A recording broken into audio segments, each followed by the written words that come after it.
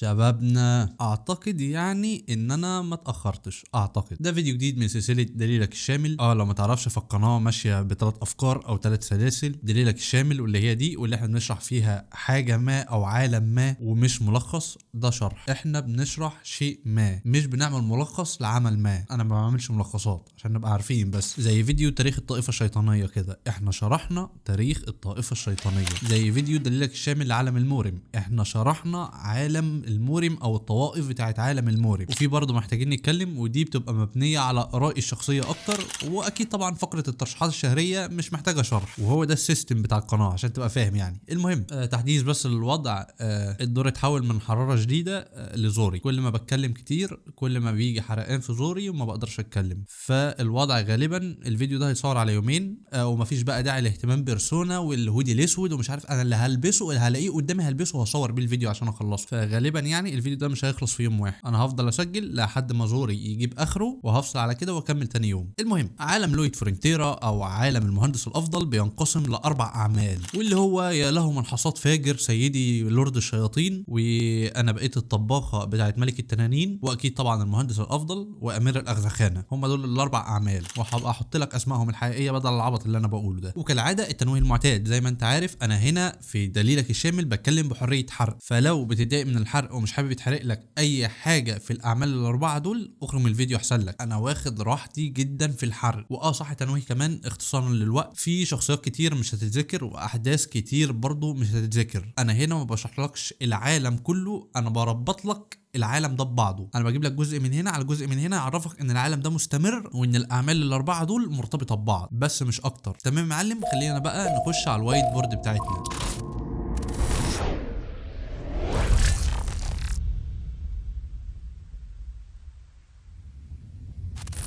وبداية فشرح تايم لاين المهندس الافضل بيبدا مع ارتانيس. هتقول لي ازاي يا فارس؟ مش ارتانيس ديت في زمن لويد؟ ازاي هتبقى هي البدايه؟ اتقل تاخد حاجه نظيفه. ارتانيس دي يا معلم كانت ملكه الشياطين الثانيه. هتقول لي لا يا فارس غلط، ارتانيس كانت ملكه الشياطين الخمسه. فضول اهلك والحنيكه اللي ملهاش لازمه دي هي اللي بتعطلنا. اسمع وانت ساكت. ارتانيس زي ما قلت لك كانت ملكه الشياطين الثانيه، وكانت ملكه طيبه جدا وعايزه الشياطين يتحدوا مع بعض وما يكونوش محتاجين انهم ياكلوا بعض او ياكلوا الاجناس الثانيه. فقررت انها توقف الاعتداء على البشر ويتجهوا للزراعه. وقالت الكلام ده في خطبه عصماء قدام كل الشياطين اللي كانوا فرحانين ومبسوطين بالكلام الجميل ده كله. وكان في وسط جمع الشياطين دول شيطان صغنون كده وكيوتي خالص اسمه كريدوس. كان مبهور ومبسوط جدا بكلام ملكه الشياطين ارتانيس. بس قبل ما تعمل كده، واحد من اتباعها او القاده السماويين بتوعها، القائد ده كان اسمه موديراتو. الحاج موديراتو ما عجبوش الكلام ده. شياطين ايه اللي تزرع ولا مؤاخذه تقلع وترمي بذور على الارض؟ ده مش تمامنا. فقرر انه يخون ارتانيس، بس ما كانش عنده القوة الكافية لكده. ارتانيس قوتها كانت كبيرة جدا، فموديراتو ما قدرش انه يقتلها. اقصى حاجة عملها كان انه يختمها، وبعدها بقى هو ملك الشياطين الثالث. هنعدي فترته اللي استمرت زي ما هو حال الشياطين اللي هم بيحاربوا وبياكلوا بعض وبياكلوا الاجناس التانية لحد نهاية فترة موديراتو. واللي جه بعده مين يا معلم؟ ايوه بالظبط، الشيطان الصغنن الكتكوت المحترم السيد كريدوس او كيم جانج تشول. طالب امتياز في كليه الزراعه، اتنقل وهو بيلعب لعبته المفضله بالادينز اوف بلاد، وبقى في جسم ملك الشياطين الرابع كريدوس. قصه كريدوس هي اول قصه في التايم لاين بتاع المهندس الافضل. انا كنت فاكر ان ملك التنانين هي اول قصه، بس لا، طلع كريدوس هي اول قصه. المهم، كريدوس كان عنده نفس اراء ارتانيس برضه. الزراعه واكل اللي بنزرعه احسن بكتير من اننا نحارب وناكل بعض وناكل الاجناس التانية. وبدأ فعلا انه يعمل كده. بس غير الاكل والزراعة، فهو كمان عمل حاجات كتير اثرت على حاجات تانية. واحدة من الاحداث دي مثلا كانت انه استدعى وحش، ومش اي وحش، لا، هو استدعى عم الوحوش كلهم. الوحش ده عموما كان قندس، واللي هو قندس الجميل اللي قدامك ده. ركز مع القندس ده عشان مهم جدا، وهنرجع له تاني قدام، وهنربط الاعمال دي كلها ببعض. وغير القندس والحيوانات، فهو ساعد شخصيات تانية كمان. وواحد من الشخصيات دي كان شخص اسمه تيرانوس. بص يا معلم، تيرانوس ده كان تنين صغير جدا، ومن ساعه ما فقس هو مختوم في حجر سحري من ملك منطقه شيطانيه كان اسمه سارتول، والملك الشيطاني ده استخدمه في انه يعمل جيش شيطاني. هو اي نعم يعني الجيش ده اتهزم وكريدوس هزمهم بالبطاطس، يعني على جنب طريقه الهزيمه دي عموما. بس كريدوس بعد ما قتل سارتول، تيرانوس اللي هو التنين الصغير ده اتحرر واعتبر كريدوس ابوه، وكريدوس سماه تي بونج، وبدا التنين ده يساعدهم في الزراعه ويعتبر الشياطين كعيلته. والتنين ده مهم جدا برضه عشان ليه احداث تانية معانا قدام. المهم هنسيب كريدوس واحداثه ونرجع لارتينيس ملكه الشياطين التانية واللي كانت مختومه. يجي مجموعه من البشر ويفكوا الختم بتاعها عشان من بعد ما تتحرر تنزل اهانه وفشخ في جيش كريدوس. هو اي نعم في الاخر كريدوس قدر انه يقنعها وخلاها تنضم ليهم، ووراها يعني انه عرف يزرع وعرف يجمع الشياطين تاني وما بقوش يعتمدوا على اكل الاجناس التانية او الحروب والكلام ده كله. وبدات ارتينيس تثق في كريدوس شويه بشويه، وبقت واحده من اتباعه لغايه ما كريدوس مات، وهي بقت ملكه الشياطين من بعده الملكه الخامسه. عرفت ليه بقى دلوقتي قلت لك الثانيه والخامسه؟ فضلت تعمل لي نفسك الفلحوس اللي مفيش منه اتنين. قلت لك اصبر وهتفهم كل حاجه. المهم هنعدي عدد من السنين. تيرانوس التنين الصغير كبر يا باشا وبقى شاب ملو هدومه، وحياته كانت سعيده جدا لغايه ما ظهرت في حياته كاليدس. طيب مين هي كاليدس دي يا معلم؟ بص، كاليدس دي كانت تنين من النوع الناري، وهي فعلا كانت نار. لا بجد يعني هي من ساعه ما اتولدت وهي حرارتها عاليه جدا لدرجه انها حرفيا لو عاشت في القطب الشمالي عمرها ما هتحس بالسقعه. فراحت واتجوزت تيرانوس لانه هو الوحيد اللي كان قوي كفايه لدرجه انه يخليها سقعانه بمعنى اصح. يعني تيرانوس من نوع التنين الجليدي. ونتيجه جوازهم ده تم ولاده فيركس. وبص هي فيركس او بيركس الاتنين صح، بالفي او البي الاتنين صح، وانا هعتمد فيركس عموما. تمام. تنين متكبر وكسول وعديم الاهتمام لدرجة لا يمكن تخيلها، ودايما هيفضل النوم على اي حاجة تانية. وايوه هي الصفات دي صفات تنين واحد بس ومعروف، واللي هو ملك التنانين في العالم بتاع لويد فرونتيرا. ودي القصة التانية بتاعتنا في التايم لاين، واللي هي I become the Dragon King Chief. واللي بعد كام سنة من احداث كريدوس بقى يا معلم، عايزك تضرب معايا رقم كده، وغالبا الرقم اللي انت ضربته ده هيطلع غلط. هي بعد 7000 سنة من احداث كريدوس. المهم هي بتبدأ معانا بتشيونج سيم، وركز معاها هي ملهاش دور كبير قوي يعني، بس هي من اكتر الشخصيات اللي ظهرت. المهم تشيونج سيم دي هي بطلة الرواية التانية والبطلة الوحيدة الانثى في العالم ده كله. الثلاث اعمال ابطالهم رجالة ما عدا هي. وكمختصر تشيونج سيم تم التضحية بيها في العالم بتاعها اللي هو نفترض انه كوكب الارض بتاعنا، وبعد التضحية بيها وقعت في العالم ده في كهف اسمه مارايونج. والكهف ده كان عايش فيه فيركس، وكان على حدود مدينة اسمها جافل. وفي الوقت ده فيركس كان متخانق مع تنين تاني اسمه كيسرتروس. كان اسمه ايه؟ كان اسمه كيسرتوس. كيسرتوس. مين كيسرتوس ده بقى يا معلم؟ ده يبقى ملك التنانين الحالي في التايم لاين اللي احنا فيه ده. هو فيما بعد فيركس هزمه بقى هو ملك التنانين، بس احنا هنا دلوقتي كيسرتوس دوت هو ملك التنانين. المهم شونج سيم لما نزلت قدام فيركس حب اكلها وشغلها طباخة عنده. ومن هنا هنسيب فيركس وشونج سيم ونروح للحاج تيرانوس والحاجة كاليدس اللي موقفوش انجاب عند فيركس بس، لا جابوا كمان بيضة تنين صغيرة كده كان المفروض تفقس بعد مدة كبيرة. بس في يوم من الايام تيرانوس وفيركس كانوا بيتخانقوا خناقة كبيرة من بتاعتهم المعتادة جدا. وفي وقت الخناقة دي ادت لان يخرج طاقة. اتسببت الطاقة دي في ان البيضة تفقس قبل ميعادها، واللي خرجت منها اخت فيركس الصغيرة واللي اسمها مش هحاول انطقه عشان ما اكسفش نفسي عشان نبقى على نور. يعني هي اخت فيركس الصغيره. ولما ظهرت البيضه دي اخت فيركس فضلت في رعايه شيونج سيم، وده بسبب طبعا ان تيرانوس سابها وجري مش بتاع مسؤوليه، وفيركس عايز ينام على طول. فالبنت فضلت في رعايه شيونج. فاكر بقى لما قلت لك ان احنا في مكان جنب مدينه اسمها جافل؟ شيونج اكيد مش هتقدر تعيش من غير حاجات بشريه وكده، فكانت بتعدي على المدينه دي تجيب الحاجات منها. على الناحيه الثانيه بقى كان في واحد بيمثل انه فارس كان اسمه مايكل ماجنتانو، واظن واضح من الاسم الشخص ده دوره مهم ازاي.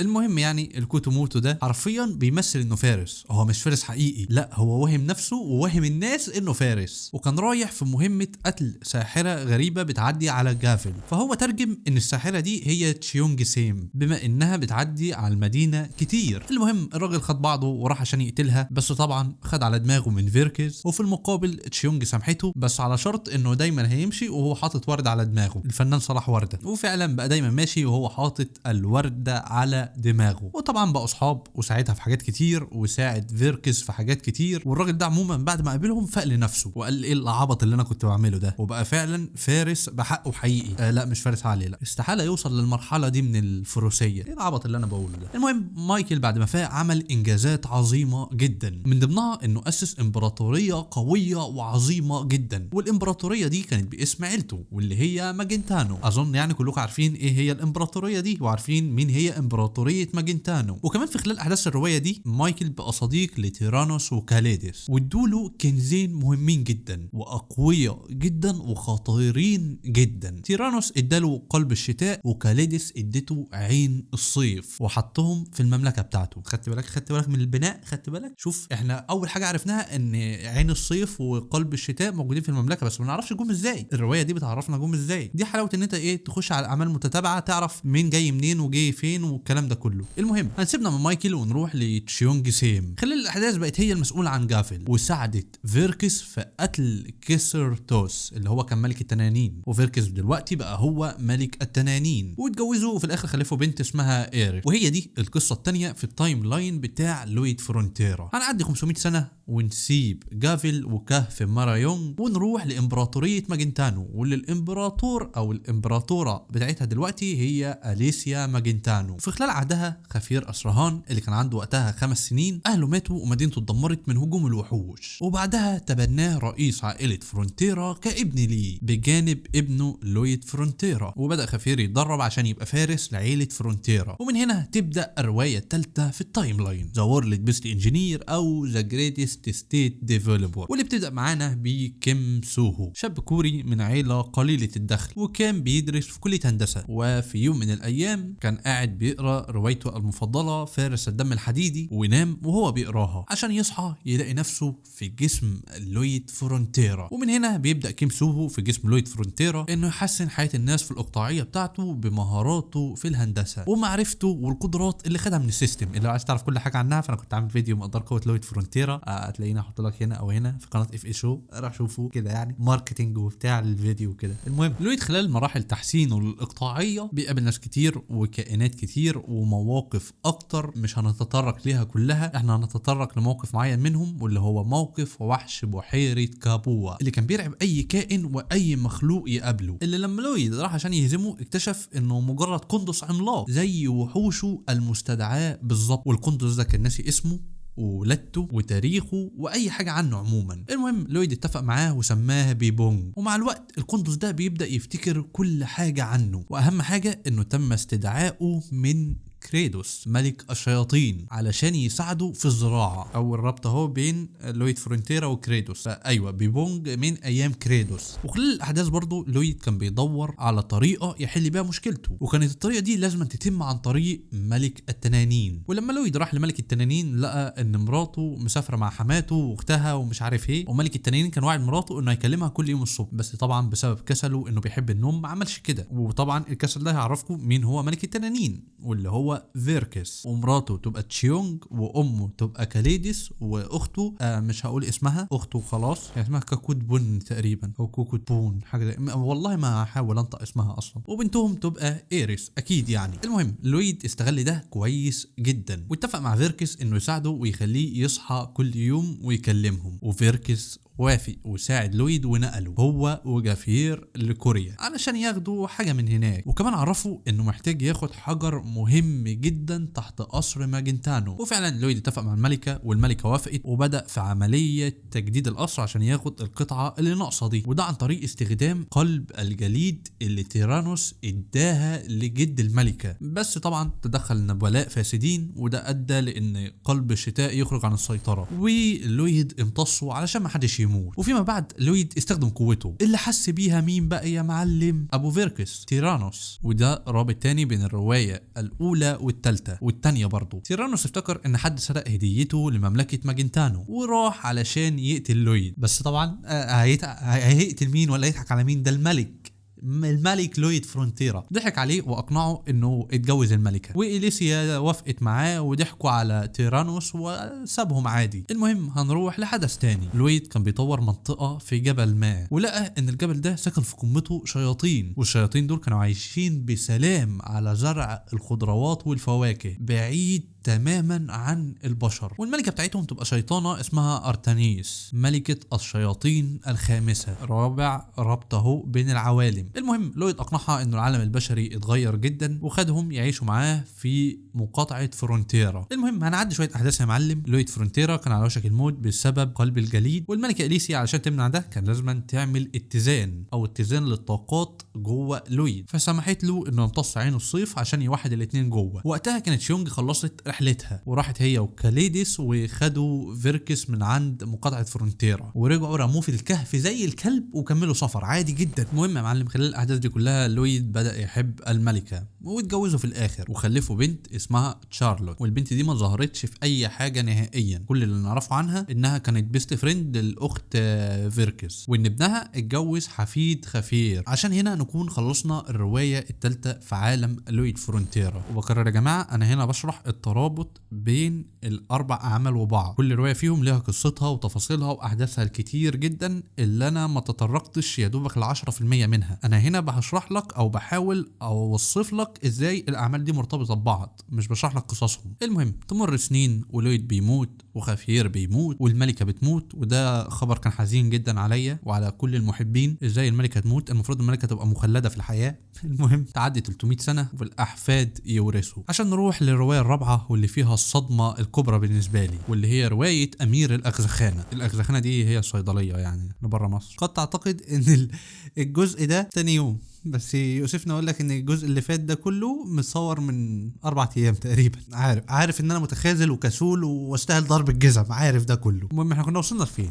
كنا وصلنا لغايه القصه الرابعه. بص يا معلم، عندنا الحاج استيريون تستاروسا ماجنتانو، بتأم اسمك كل دي سينات يا راجل. المهم الحاج ده كان امبراطور وابو لاكيل ادريا ماجنتانو، واللي كان ابنه الكبير والشرعي، وكمان سيدور باليرمو ماجنتانو واللي كان ابنه الصغير. وابنه الصغير مش مهم قوي بالنسبه لنا، المهم هو الابن الكبير ده اللي محتاجين نركز معاه. بس قبل ما نركز معاه عايزين نروح الناحيه الثانيه خالص لكوكب الارض، واللي فيه هان لي، دكتور عنده 40 سنه واللي كان فاتح عياده خاصه بيه، بس بيفلس لما يجي الكوفيد ويبدا بعدها يتجه للسكر. وفي يوم من الايام وهو ماشي على الكوبري وقع في نهر هان عشان يصحى يلاقي نفسه في روايه امبيرور اوف ذا رون بليد وفي جسم الامير لاكيل اللي هيموت خلال حبه بسبب مرض جاله. ومن هنا يا معلم بتبدا احداث الروايه الرابعه في عالم المهندس الافضل. هانلي او خلينا نقول لاكيل اول حاجه قرر انه يعملها هي انه يخلي بطل الروايه الاصلي في صفه، زي ما لويد بالظبط عمل مع خفير واللي كان اسمه ديميان كين، واللي عموما كان شخص بيجري ورا الفلوس، وده بسبب طبيعه الحياه اللي هو كان عايشها، وكان بيشتغل جلاد في منظمه السوق الاسود وتحديدا في تجاره العبيد. المهم لاكيل راح له وساعده وبقى تابع ليه، وبعد ما عمل كده بدا رحلته في انه يطور الطب في المملكه بتاعته. وكانت البدايه هي انه يخلي الفيلا بتاعته عياده ويعالج المرضى اللي في القصر. وفي خلال الفتره دي كان هو نفسه بيحاول ينجو بحياته وينجو ويعالج نفسه، وبرضه انه يطور الطب في المملكه ويمنع احداث الروايه انها تحصل. واكيد طبعا هتحصل كام حاجه تبوظ الدنيا، ده الاساس في عالم بيكي مون او مون باي كيونج مؤلف الروايات الاربعه. طيب ايه هي الحاجات اللي هتبوظ الدنيا دي؟ عندك مثلا كان محتاج علاج للسكر، فراح لمين يا معلم؟ بالظبط ملك التنانين، واللي هو كان فيركس برضه وقتها عادي جدا، وخلاه ينقله لكوريا عشان يجيب علاج للسكر. وظهرت له مشاكل تانية كتير، بس اهم مشكله فيهم كانت ظهور ملك الشياطين اكيروس. مش هنتطرق هو ظهر ليه وازاي، انا مش مهم بالنسبه لي خالص ملك الشياطين، انا المهم بالنسبه لي حاجه تانية لها علاقه بالحدث ده. انا اصلا ما لقيتش صوره لملك الشياطين ده. المهم يعني لاكيل وداميان كانوا اضعف بكتير من انهم يواجهوه، فلاكيل زي ما تقول كده استخدم السحر واستدعى ملك الجحيم وملك الملائكه، واللي كانوا مين بقى يا معلم؟ عايزك تشطح بخيالك كده وتتخيل معايا. لويد وخفير. دي اكتر صدمه انا خدتها في العالم ده. خفير بعد ما مات بقى ملك الجحيم، وده بسبب ان لويد قتل ملك الجحيم، فما بقاش في حد في المنصب ده. ولويد بعد ما مات بسبب الخير الكتير جدا اللي عمله بقى ملك الملائكه. تسالنيش ازاي الوش ده يبقى ملك الملائكه، استغفر الله العظيم يعني يا رب. هو خليني اقول لك اصلا ان كان في تلميح للنقطه دي، وهي نقطه ان لويد يبقى من الملائكه وكده. لو انت فاكر لما ملك الجحيم كان بيكلم لويد فقال له انت عملت خير كتير لدرجه ان فاضلك كام كام نقطه وتبقى ملاك، وقتها مش هعرف اسيطر عليه. وده كان السبب في الحرب بين لويد وملك الجحيم، انه عايز يلحقه قبل ما يبقى ملاك ويسيطر عليه. ولويد كسب الحرب اوريدي، فهو كمل خير بعد كده تاني كتير، فده اللي ادى ان لويد بقى رئيس الملائكه. خفير بقى فبعد ما مات دخل في دوره الحياه والموت عادي جدا وبقى ملك الجحيم. المهم يعني بعد ما تم استدعائهم كانوا خسروا جزء كبير جدا من قوتهم، بس كانوا في نفس قوتهم يعتبر قبل ما يموتوا، اللي هو كيان السيف والاقوى في العالم. المهم يعني الحرب دي انتهت بسلام الحمد لله وكسبوا، وخفير علم داميان ازاي يبقى كيان سيف زيه. وبعد الليله دي ما خلصت ظهرت شيونج سيم اللي هي كانت مرات فيركس ملك التنانين، وعملت لهم ديش بارتي على الضيق، عزمت فيها لاكيل وداميان ولويد وخفير والشله الحلوه دي كلها. وهي دي نهايه القصه الرابعه في عالم لويد فرونتيرا. واعتقد ان هنا نكون ربطنا العوالم دي ببعض. عارف ان الفيديو فيه حاجات كتير جدا ناقصه، لان زي ما قلت لك انا في قصتين منهم ما قريتهمش اصلا، قصه لاكيل دي وقصه ملك التنانين. القصتين دول ما قريتهمش انا، دي كلها داتا مجمعها من على النت عادي جدا، اذا كان من الروايات او من الفاندوم. هو مش بنفس مستوى فيديو الطائفه الشيطانيه، لان عالم نانو ماشين انا متعمق فيه اكتر من هنا. المهم هنا نكون ربطنا العالم دي كلها ببعض. محتاجين نتكلم بقى عن الفصل 219. لو انتوا فاكرين انا كنت منزل بوست في الكوميونتي بتاع القناه قلت ان انا محتاج اتكلم عن الموضوع ده، واستخسرت الصراحه ان انا اعمل له فيديو كامل ليه لوحده، فخليته جزء في الفيديو ده. بقى يا راجل يا ابن الجزمه، يعني انا مغلط نفسي في الفيديو وطلعت نفسي حمار وما بفهمش واتسرعت وصححت في الاخر، وتيجي انت في الفصل 219 تقول لي عليك وعلى اللي جابك وتاكد لي تاني انها لوب. لو انت مش فاهم فالفصل 219 في المهندس الافضل شرح اصل النظام، وان النظام هو ابو وام لويد، واوريدي المعلومه دي اصلا كلنا كنا عارفينها من الفصل 206. نقطه اصل النظام دي بالنسبه لي مش مهمه عموما اصلا، المهم بالنسبه لي دلوقتي هي معلومه اتقالت في النص كده وكاننا مش هناخد بالنا منها وهنعديها عادي جدا. والمعلومه دي هي ان كيم سوهو هو اصلا لويد فرونتيرا، ولما مات اتجسد في جسم كيم سوهو. كيم سوهو اللي هو كيم سوهو بتاعنا، اللي هو عاش ودخل في عالم الروايه والكلام ده كله، وقع في الغلط بنفس ذات نفسه. هنرجع يا باشا للتساؤل اللي سالناه في الفيديو القديم، كيف لنفس الشخص ونفس الروح ان تتقابل في نفس المكان وبدون سفر بالزمن؟ دي اول غلطه. وتاني غلطه اكيد هي اللوب، اللي انا زي الغبي مشيت ورا كلامه وصححت الغلطه وقلت انها مش لوب، وهو يرجع في الفصل 219 يقول لي لا معلش والله هي لوب. بص يا معلم وركز معايا كويس جدا، لويد فرونتيرا الاصلي مات وتم إعادة تجسيده في جسم كيم سوهو، اللي هتدور نفس الدايرة دي تاني إلى ما لا نهاية. لويد فرونتيرا هيموت، هيتجسد في جسم كيم سوهو اللي هيعاني في حياته، فهيبقى نفسه في فرصة، فهيخش في جسم لويد فرونتيرا اللي هيشوفه لويد فرونتيرا الأصلي، وهيشوف اللي هو بيعمله فيندم ويتمنى فرصة تانية. فلما تجيله الفرصة التانية هيروح لجسم كيم سوهو، اللي العلم عشان أوضح لك بس إنها لوب. مشكلة لويد فرونتيرا الأصلي كانت سوء أخلاقه، مشكلة كيم سوهو عمرها ما كانت سوء أخلاقه، لا خالص، كانت الفرص والعالم المحيط بيه. فمشكلة سوء أخلاق لويد فرونتيرا لما يرجع في جسم كيم سوهو هي هتبقى مش موجودة، بس هيبقى قدامه مشكلة تانية، العالم نفسه. فهيضطر برضو انه يهرب للعالم الخيالي وعالم الروايات والديني في اللوب يا معلم. فأيوة الفصل 219 هو فصل كارثي وبيأكد انها لوب، واكد برضو ان بيكي مون ده راجل ابن جزمه، واكد ان انا معتوه واستاهل ضرب الجزم ان انا مشيت وراه. المهم هنا نكون وصلنا لنهايه الفيديو. لو ما تعرفش في مانجا عويسي بقى ليها بيج على فيسبوك، الفيديوهات بتنزل هناك قبل هنا بيوم. لو مهتم يعني وحابب تخش فهتلاقي اللينكات بتاعتها في الديسكربشن، ولو بتشوفنا على اليوتيوب فاظن انت عارف هتعمل ايه، لايك شير سبسكرايب الكلام ده كله. وبس اشوفك الفيديو الجاي. كالعاده عايز اعمل فيديو، لو انت شفت الترشيحات اللي فاتت فانا كنت رشحت اورديل، فانا كنت عايز اعمل فيديو للتايم لاين بتاع اورديل، التاريخ بتاعه بقى من الماضي للحاضر للكلام ده كله. فقول لي رايكم تحت في الكومنتات، بس اشوفكم الفيديو الجاي. سلام.